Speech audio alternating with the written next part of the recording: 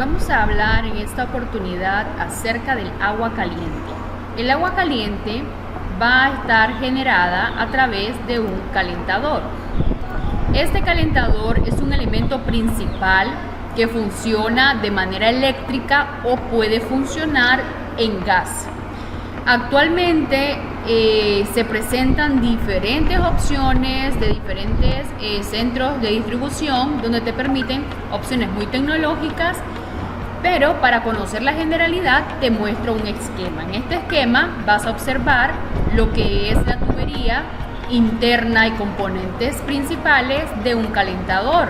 Ok, tiene su entrada al agua fría, tiene su válvula de alivio y presión de temperatura, tiene un elemento neutral llamado humos, ¿verdad? Donde tiene que salir, ¿verdad? Todo el sistema de calentamiento.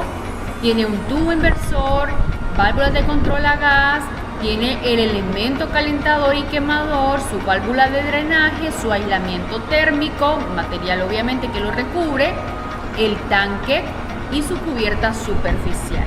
La salida del agua caliente normalmente va a estar a través de un elemento directo, donde se pueden hacer las conexiones. Como hemos aprendido, hay tuberías CPVC que aguantan el calor directamente, o hay tuberías que pueden ser de cobre u otro material para poder soportar el calor. En dependencia del tipo de calentador, te van a brindar el manual de manejo, de mantenimiento, de uso, pero puedes observar acá de que primero, ¿verdad? En la parte superior se tiene la válvula de alivio, que esta se abre cuando la presión del calor es demasiado peligrosa. Entonces hay que abrirlo un poco para que haya fuga de ese calor y nuestro calentador no se dañe.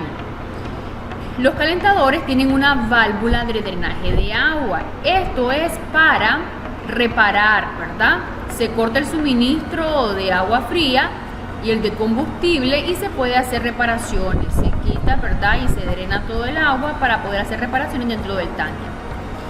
La mejor forma de colocar los tubos de humo, en el caso de que sea, ¿verdad? Un sistema de calefacción, un sistema, ¿verdad? de gas, se tiene que utilizar un tubo que pueda soportar lo que es el monóxido de carbono. Las colocaciones de las tuberías de agua y combustible al calentador se debe hacer con mucho cuidado. En la actualidad pues ya no es necesario echar combustión directa, sino que con la energía eléctrica es suficiente para poder conectar el calentador. Ahí tenemos un ejemplo de lo que es el agua fría. Cuando entra, ¿verdad? al calentador, su válvula de compuerta aparte, el agua caliente, su salida y una válvula de alivio para poder generar gases que permitan que se enfríe un poco el calentador cuando éste supere la temperatura. Estos elementos actualmente tienen un medidor de temperatura exterior que podemos ir revisando cada vez que se desea. Igual también algunos tienen alarmas que suenan y que dan un pitido singular cuando el calentador pues no está funcionando de manera adecuada. Ahí tenemos lo que es el drenaje, la parte exterior para hacer las reparaciones y mantenimiento.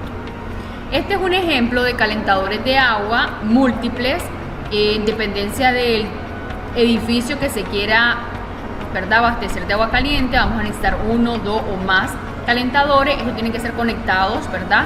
con una sola fuente o suministro o abastecimiento de agua fría, pero al mismo tiempo segregado en ramales para cada uno, para que cada uno de ellos pueda tener, ¿verdad? su respectiva abastecimiento de agua fría. Ahora, cada calentador entonces va a sacar el agua caliente, obviamente, que tiene que unirse en un ramal específico para ser unido a un solo conducto para salida de agua caliente. El agua caliente tiene que ir a todo donde va a ir y tiene que retornar, ¿ok? Y tiene que retornar hacia cada uno, ¿verdad?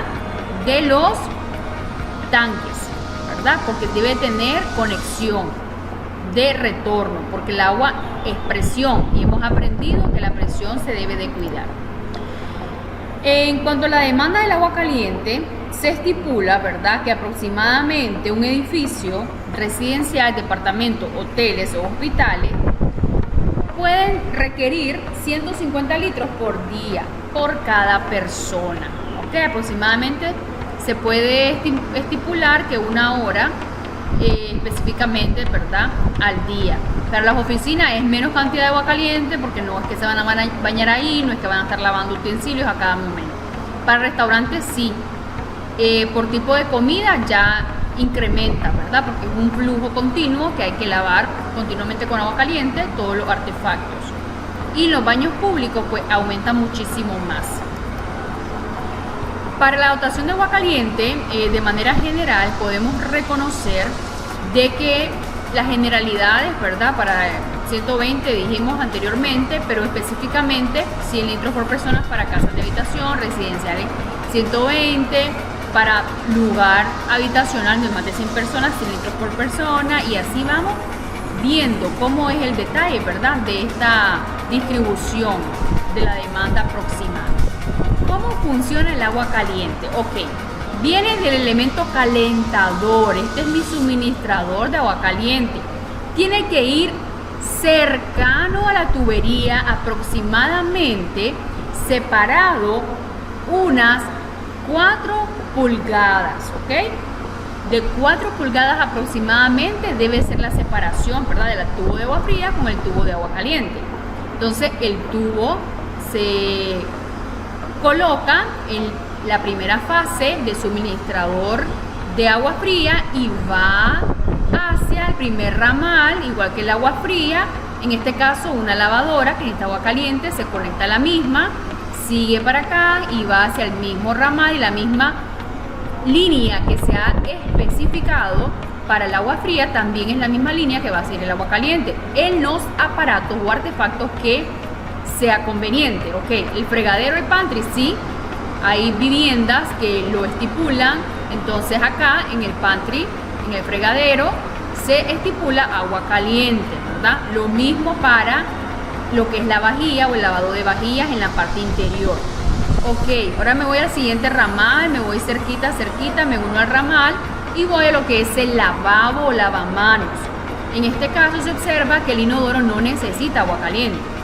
Bajamos al lavabo y nos vamos a direccionar siempre cerca de la tubería de agua fría de la ducha y voy a hacer el agua caliente, ¿verdad? Esto dependerá si el cliente necesita el agua caliente y se especifica de esa manera.